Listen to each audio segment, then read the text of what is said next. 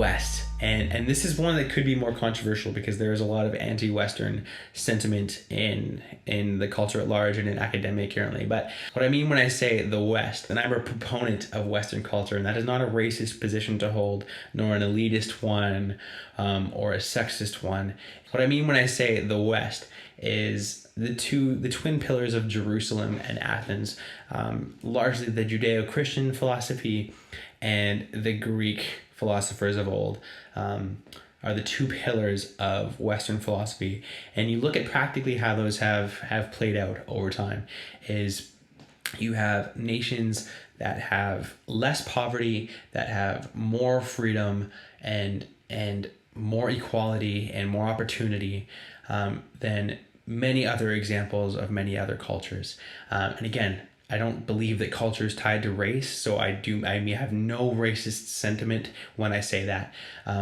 You can have a white culture that does not value marriage, for example, and wants to break the family down, and does not care about fatherhood or motherhood or raising children. And you can have a white culture that is totally about the family and about fathers sticking around, and those can both be found within white culture, right? So I don't believe culture is tied to race. Let me just parse that out for you.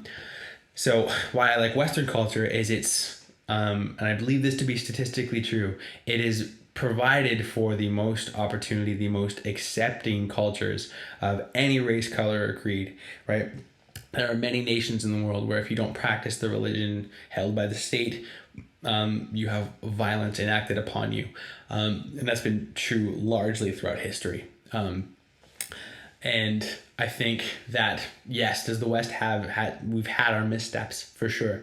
I'm not trying to whitewash, to use the slightly ironic term, I'm not trying to whitewash history saying the West is perfect, right? We've had our mistakes, we've had our mishaps, but largely, Martin Luther King said the arc of history is long, but it bends towards justice, right? I think he can only have been talking about the Western world because in many nations and many cultures today, it is not bent towards justice. It's bent towards further crackdowns on religion and sexuality and race even.